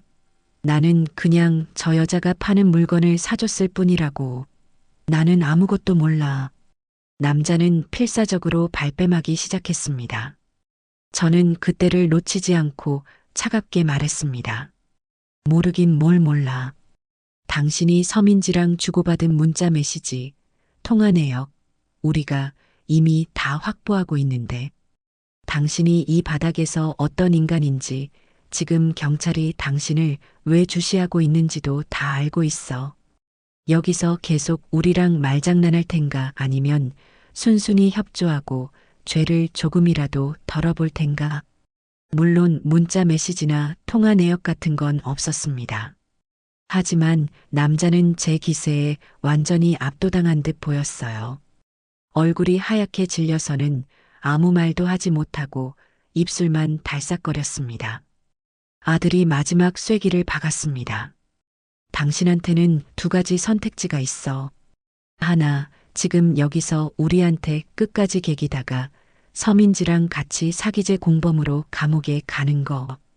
다른 하나는 우리한테 협조해서 모든 사실을 자백하고 우리가 당신은 정상 참작이라도 받을 수 있게 변호사한테 힘써주는 거. 어떤 게 더 똑똑한 선택일지는 당신 머리로 생각해 보시지. 남자는 한참 동안 우리와 사진을 번갈아 쳐다보며 고민하는 듯 했습니다. 결국 그는 깊은 한숨을 내쉬며 의자 깊숙이 몸을 기댔습니다. 알겠소. 내가 아는 건 다 불지. 대신 약속은 꼭 지켜주시오. 결국 장무라비는 저희의 제안을 받아들였습니다. 그는 서민지를 처음 만나게 된 과정부터 그동안 어떤 물건들을 얼마나 거래해 왔는지, 돈은 어떻게 나누었는지까지 모든 것을 털어놓았습니다. 그의 자백은 저희가 예상했던 것보다 훨씬 더 충격적이었습니다. 민지는 이미 1년 넘게 이런 짓을 해왔고 그동안 빼돌린 물건값만 해도 수천만 원에 달했습니다. 영숙이는 그의 자백을 전부 녹음하고 자필로 진술서까지 받아냈습니다.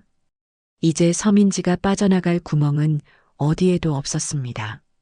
저희는 완벽한 창과 방패를 모두 손에 쥔 셈이었죠. 사무실을 나오며 저는 아들의 어깨를 두드려 주었습니다. 잘했다, 아들아. 아주 잘했어. 아들은 아무 말 없이 고개만 끄덕였습니다. 그 눈에는 이제 더 이상 슬픔이나 혼란은 보이지 않았습니다. 오직 모든 것을 제자리로 돌려놓겠다는 단단한 결의만이 가득 차 있을 뿐이었습니다. 이제 복수를 위한 모든 준비는 끝났습니다. 남은 것은 가장 화려한 무대를 준비하는 것뿐이었습니다. 장무라비의 자백까지 받아내고 나니 마음이 한결 가벼워졌어요. 이제 법적으로나 도의적으로나 며느리 서민지를 심판대에 세울 모든 준비는 끝난 셈이었죠. 하지만 저는 이대로 사건을 경찰서에 넘기고 싶지 않았습니다.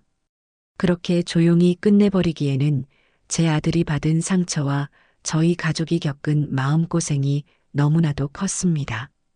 며느리는 자신이 저지른 죗값을 자신이 가장 사랑하고 자랑스러워했던 바로 그 무대 위에서 모든 사람들의 눈앞에서 치르게 해야 마땅하다고 생각했어요. 저는 제 생각을 영숙이와 아들에게 말했습니다. 서민지가 가장 빛난다고 생각하는 순간에 가장 깊은 나락으로 떨어뜨려야 한다.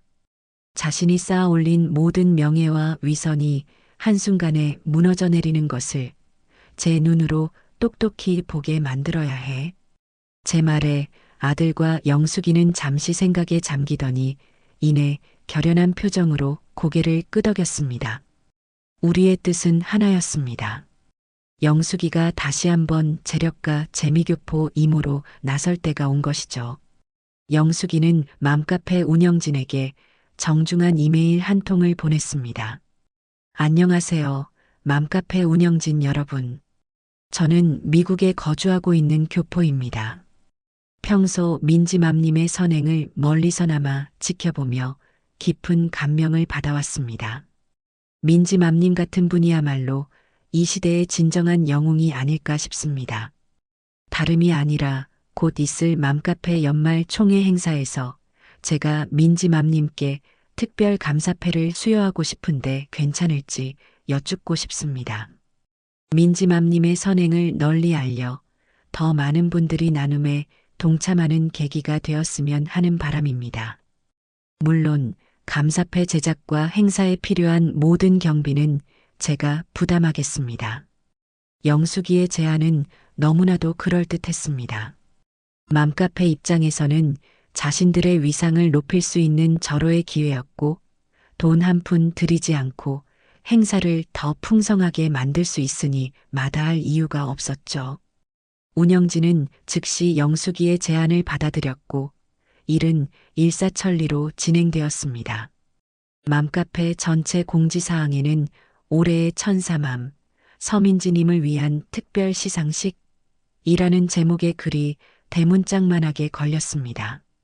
이 소식을 접한 며느리 민지는 그야말로 기쁨을 주체하지 못했다고 해요.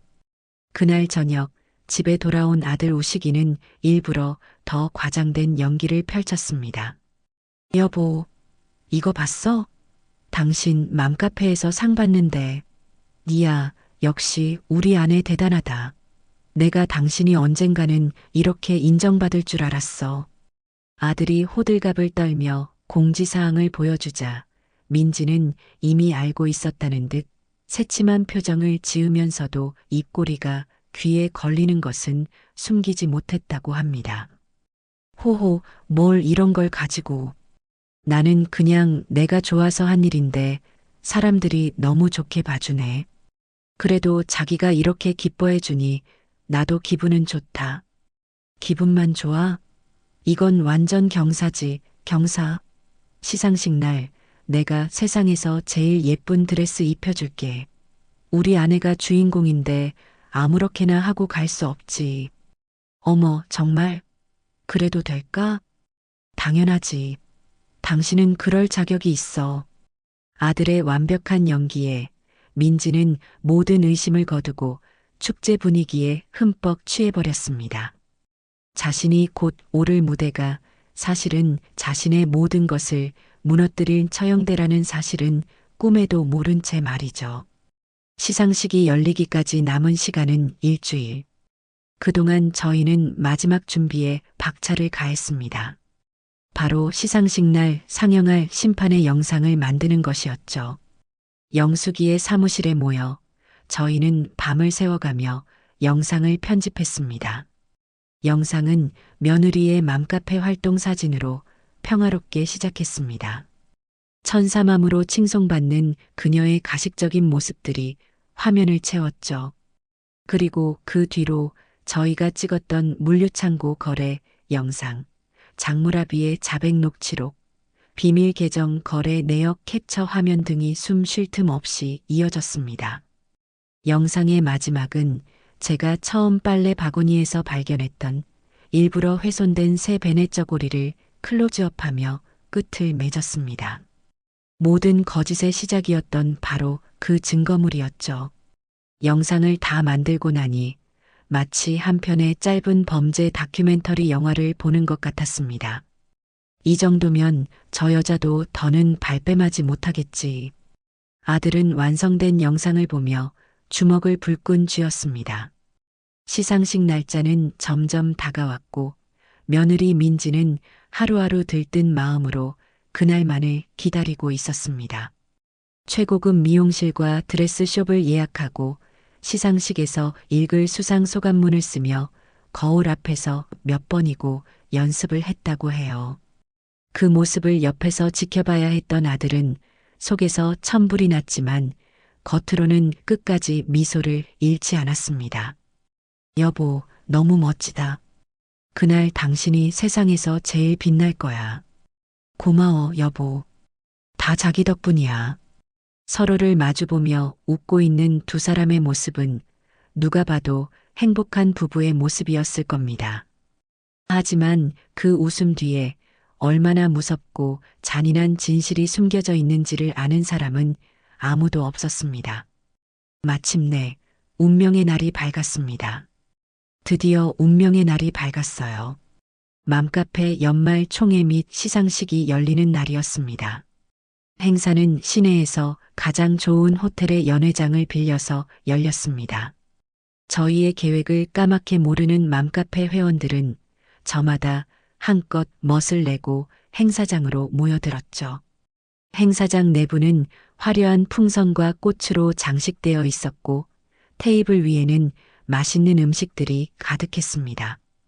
그곳에 모인 모든 사람들은 곧 펼쳐질 축제를 기대하며 들뜬 표정으로 담소를 나누고 있었어요. 그리고 그 축제의 중심에는 단연코 제 며느리 서민지가 있었습니다.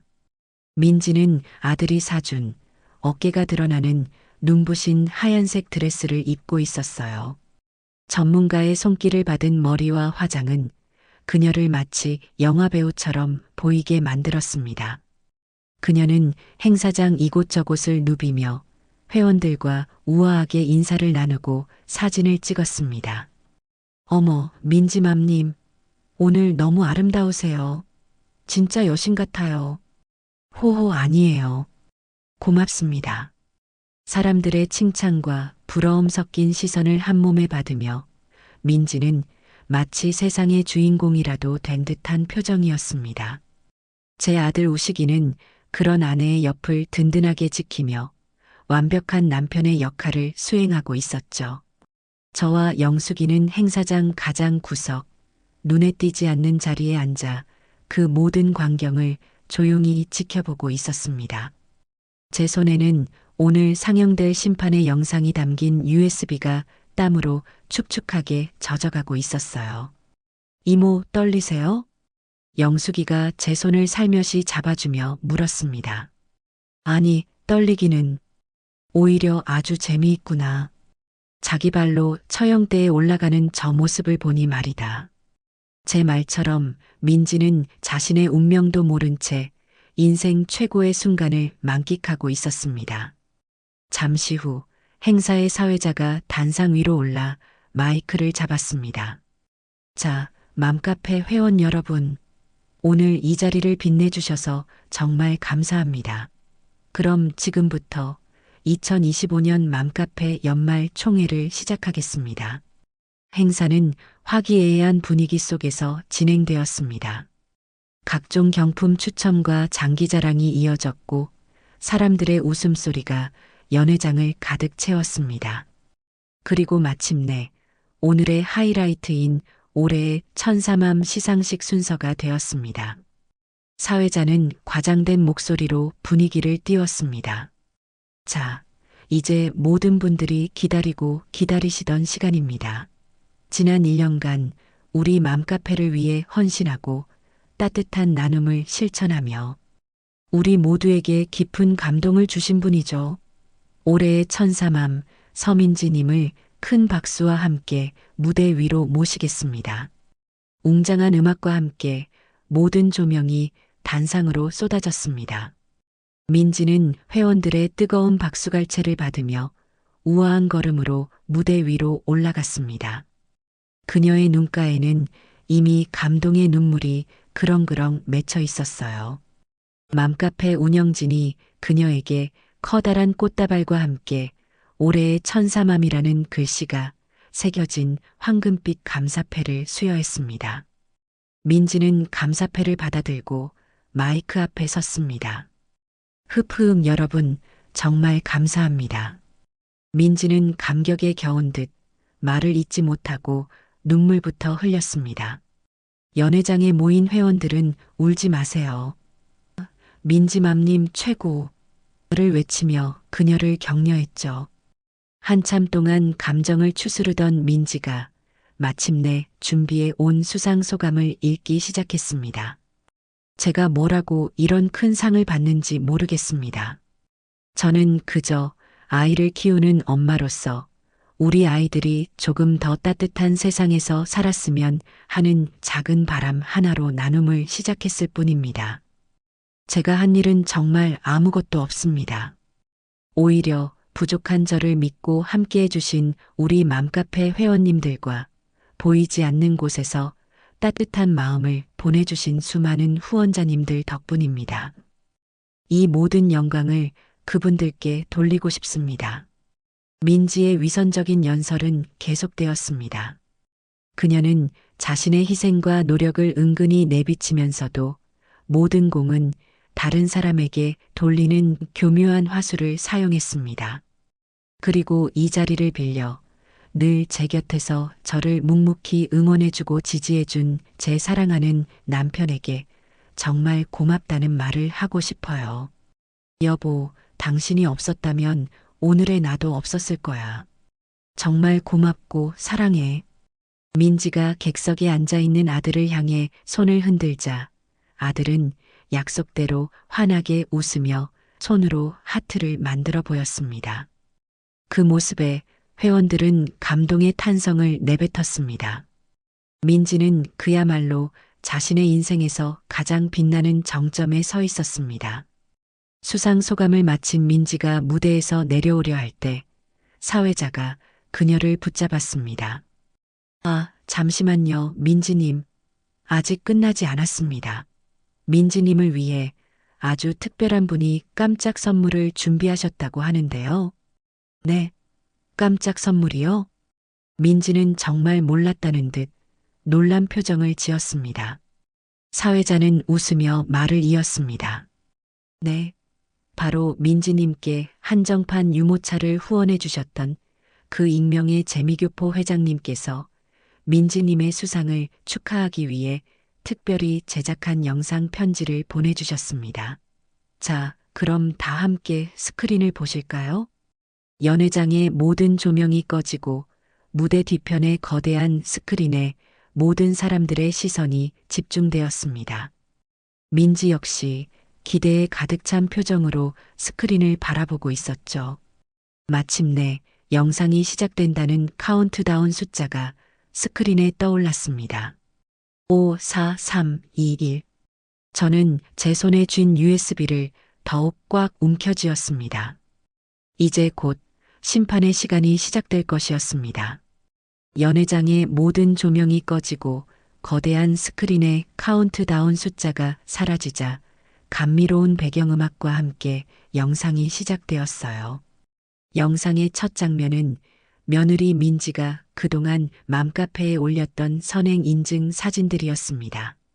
어려운 이웃에게 전달했다는 유아용품들, 아이들에게 직접 쓴 손편지, 그리고 환하게 웃고 있는 민지의 얼굴. 그 위로 우리들의 천사맘, 서민지님이라는 자막이 떠올랐죠. 연회장에 모인 회원들은 와 하는 감탄사를 내뱉으며 스크린을 바라보았습니다. 민지의 어깨는 더욱 으쓱해졌고 제 아들 우식이의 손을 꼭 잡으며 감격스러운 표정을 지어 보였어요. 하지만 그 평화는 그리 길지 않았습니다. 화면이 갑자기 어두워지더니 다음 장면으로 넘어갔거든요. 화면에 나타난 곳은 어둡고 칙칙한 물류창고였습니다. 낯선 풍경에 연회장이 술렁이기 시작했어요. 어머, 이게 뭐지? 영상이 바뀐 거 아니야? 하는 웅성거림이 들려왔습니다. 민지의 얼굴에서도 미소가 사라지고 당황한 기색이 역력했어요. 화면 속으로 익숙한 인형이 들어섰습니다. 바로 제 며느리 민지였어요. 민지는 주변을 두리번거리며 누군가를 기다리고 있었습니다. 잠시 후 험상궂은 인상의 남자가 나타나 민지와 익숙하게 인사를 나누었죠. 연회장의 웅성거림은 더욱 커졌습니다. 민지는 당황해서 사회자에게 소리쳤어요. 저기요, 지금 영상이 잘못 나온 것 같은데요. 이거 빨리 끄세요. 뭐 하는 거예요? 하지만 사회자는 약속대로 못 들은 척 어깨를 으쓱할 뿐이었고 영상은 계속해서 재생되었습니다.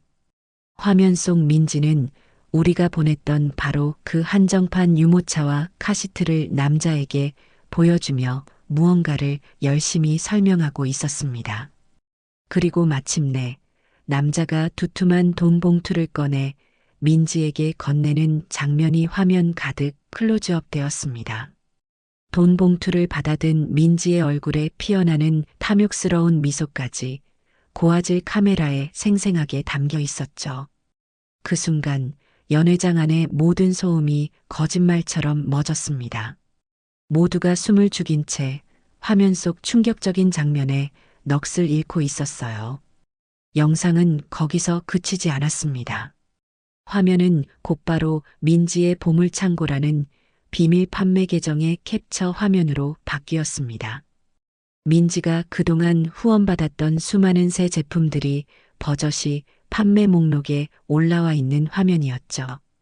그리고 그 옆에는 민지가 맘카페에 올렸던 후원 인증샷이 나란히 비교되어 나타났습니다. 사람들의 입에서 경악의 탄성이 터져 나오기 시작했습니다. 세상에 저게 다 뭐야?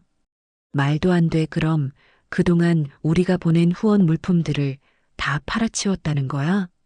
상황을 파악한 회원들이 분노와 배신감에 찬 목소리로 외치기 시작했어요. 민지는 이제 얼굴이 새하얗게 질려서는 거의 비명을 지르다시피 했습니다. 아니야. 저건 다 거짓말이야. 조작된 거라고. 누가 날 모함하는 거야.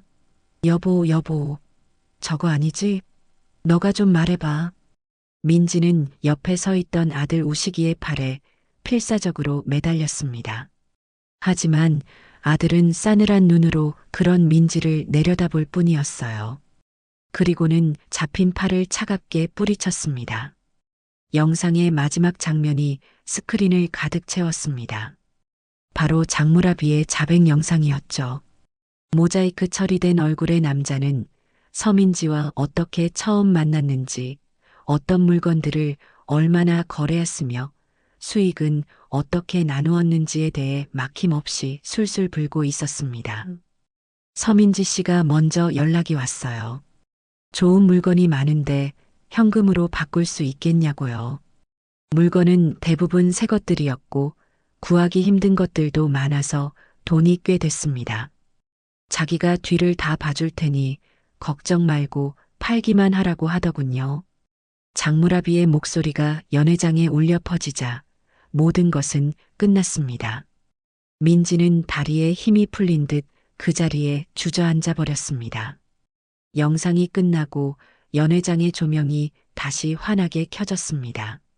하지만 그 누구도 박수를 치지 않았어요. 싸늘한 침묵 속에서 모든 사람들이 경멸과 혐오의 눈빛으로 단상 위에 민지를 쏘아보고 있었습니다. 민지는 넋이 나간 사람처럼 중얼거렸어요. 아니야, 이건 꿈이야, 내가 왜.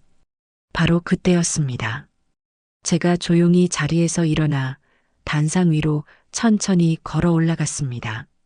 갑작스러운 제 등장에 사람들이 다시 한번 술렁였습니다. 저는 사회자에게서 마이크를 건네받아 민지 앞에 섰습니다. 내 말이 맞다. 이건 정말 꿈이었겠지.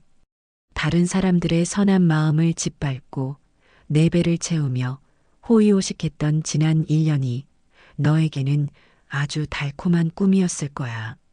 어머님이 어떻게.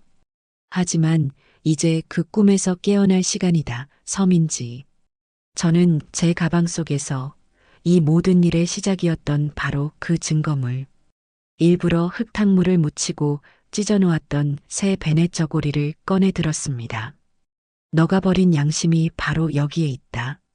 너가 내 손으로 직접 망가뜨린 수많은 사람들의 따뜻한 마음이 바로 이 옷가지 하나에 다 담겨 있는 게야.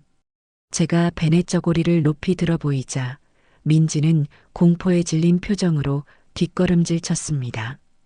그리고 바로 그 순간 연회장의 뒷문이 활짝 열리며 제복을 입은 경찰들이 들어섰습니다. 그들은 망설임 없이 단상 위로 올라와 주저앉아 있는 민지의 양옆에 섰습니다. 서민지 씨 사기 및 횡령 혐의로 긴급 체포합니다. 당신은 변호사를 선임할 수 있으며 경찰이 미란다 원칙을 고지하는 소리가 마이크를 통해 연회장 전체에 울려 퍼졌습니다. 민지는 마지막 발악처럼 소리를 질렀지만 차가운 수갑이 그녀의 손목에 채워지는 것을 막을 수는 없었습니다. 화려한 드레스를 입은 채 무대 위에서 경찰에게 연행되어 가는 맘카페 천사맘의 마지막 모습은 그 자리에 있던 모든 사람들의 휴대폰 카메라 속에 생생하게 기록되었습니다. 며느리 민지가 체포되는 순간 연회장은 그야말로 아수라장이 되었어요. 사방에서 카메라 플래시가 터졌고 세상에 이게 무슨 일이야 하는 사람들의 외침이 뒤섞여 귀가 다 멍멍할 지경이었습니다. 속았다는 배신감에 분노한 맘카페 회원들은 민지에게 달려들어 욕설을 퍼붓기도 했죠. 경찰들이 아니었으면 아마 머리채라도 잡혔을 기세였습니다. 저는 그 모든 혼란을 뒤로하고 무대 아래로 내려왔습니다. 제 옆으로 다가온 아들 우식이는 아무 말 없이 제 손을 꽉 잡아주었어요. 그 손의 온기에서 아들이 지금 얼마나 큰 심적 고통을 겪고 있을지, 그리고 제게 얼마나 고마워하고 있는지가 고스란히 전해져 왔습니다. 다음 날 며느리의 사기 행각은 온갖 뉴스 매체를 통해 대서특필되었습니다.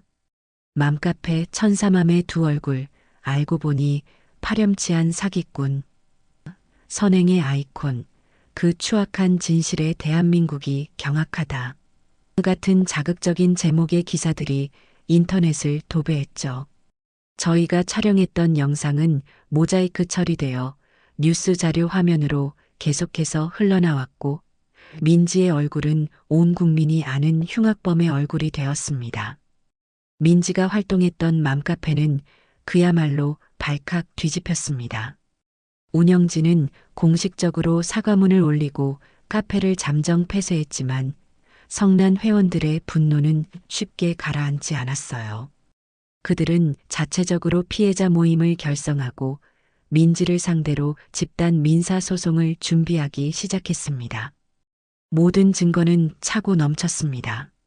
저희가 확보한 영상과 장무라비의 자백, 그리고 비밀 판매 계정 내역에 더해 경찰 조사 과정에서 민지의 집을 압수수색한 결과 아직 팔아치우지 못한 다량의 후원 물품들이 발견되었기 때문입니다. 민지는 처음에는 끝까지 범행을 부인하며 저와 아들이 자신을 모함하기 위해 모든 것을 조작했다고 주장했다고 해요. 하지만 장무라비와의 대질신문과 계좌 추적을 통해 드러난 명백한 돈의 흐름 앞에서 그녀의 거짓말은 더 이상 통하지 않았습니다. 결국 그녀는 모든 혐의를 인정할 수밖에 없었죠.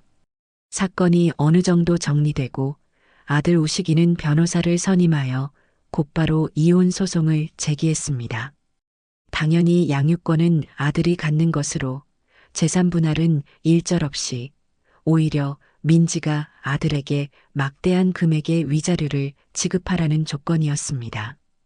민지 측에서는 처음에는 양육권을 포기할 수 없다며 버텼지만 아동을 자신의 사기 행각에 이용한 정황이 명백하여 그 어떤 주장도 법정에서 받아들여지지 않았습니다.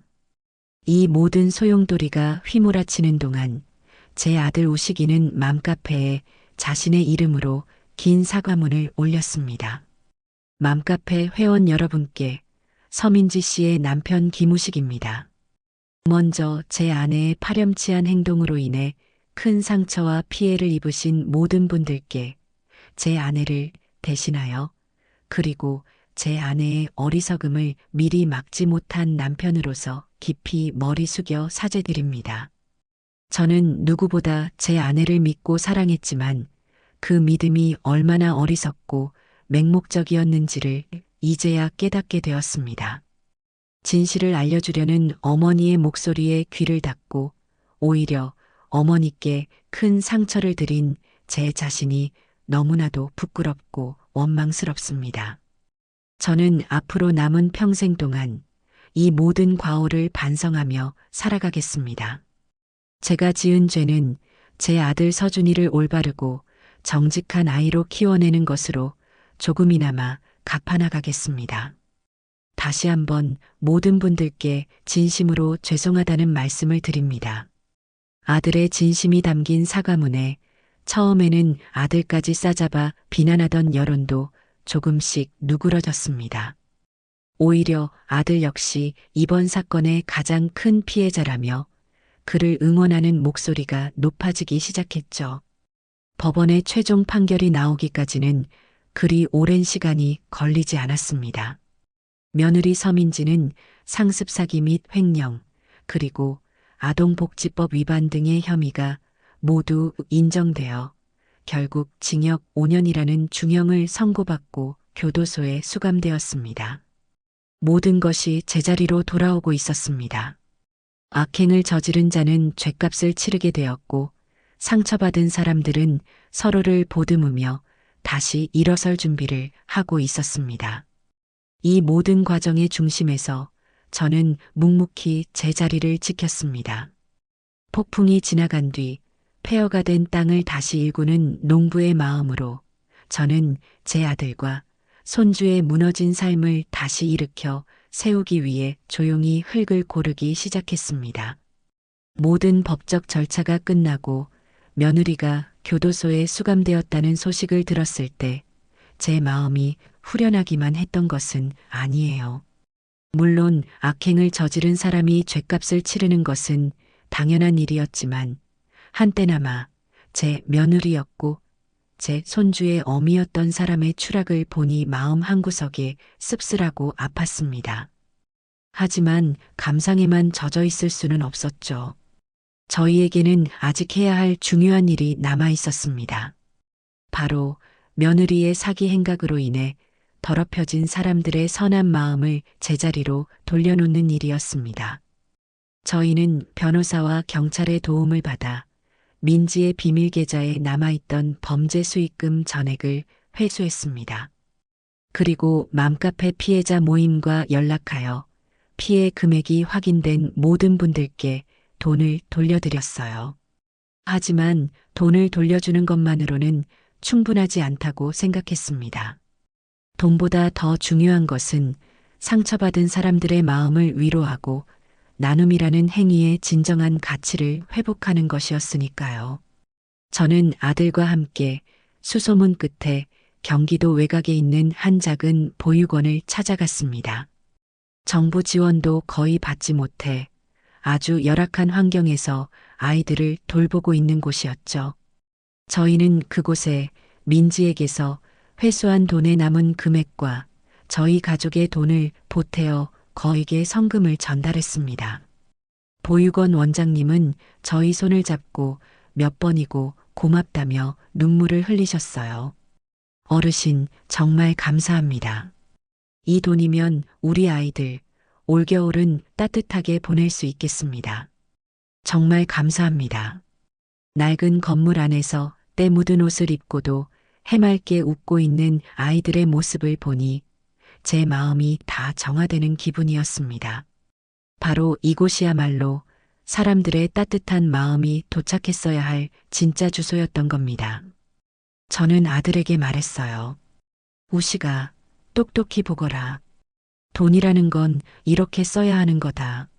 남의 눈물을 닦아주고 상처를 보듬어주는 데 써야 진짜 값진 돈이 되는 게야. 아들은 아무 말 없이 눈시울이 붉어진 채 고개만 끄덕였습니다. 보육원에서 돌아오는 길 저희는 영숙이를 저녁 식사에 초대했습니다.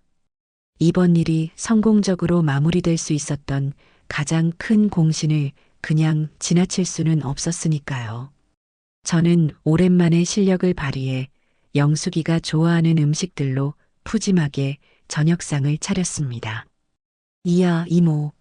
진짜 진수성찬인데요? 이모 음식 솜씨는 여전하시네요.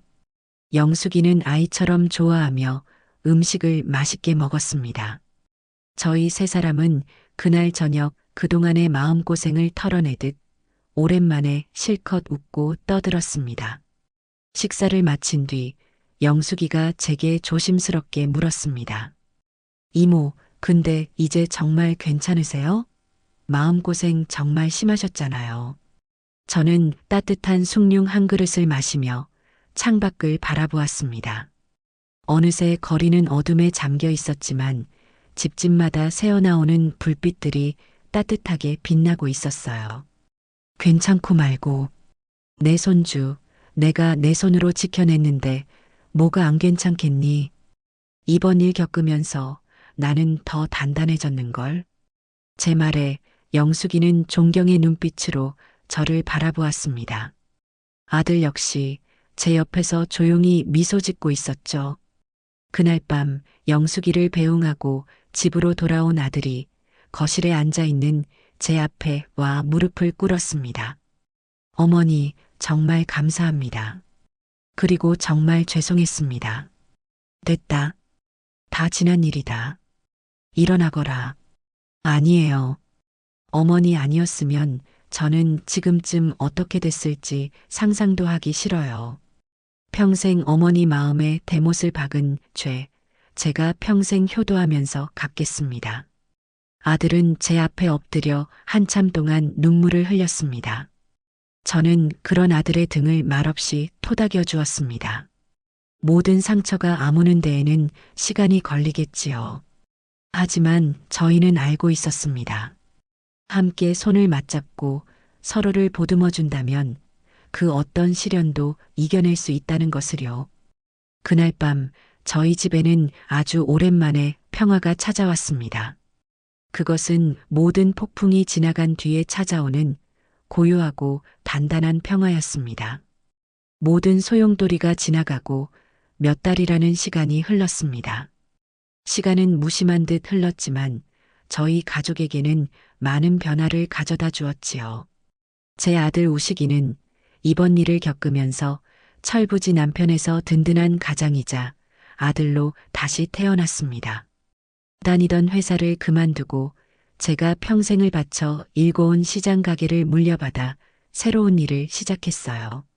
처음에는 평생 책상에만 앉아있던 녀석이 고된 시장 일을 잘 해낼 수 있을까 걱정도 많았지만 아들은 제 생각보다 훨씬 더 훌륭하게 가게를 이끌어 나갔습니다. 매일 새벽같이 일어나 경매 시장에 가고 손님 한 분 한 분에게 진심으로 허리를 숙이는 아들의 모습을 보며 저는 비로소 마음을 놓을 수 있었습니다. 땀 흘려 돈을 버는 것의 정직함과 소중함을 아들은 온몸으로 배워나가고 있었던 겁니다.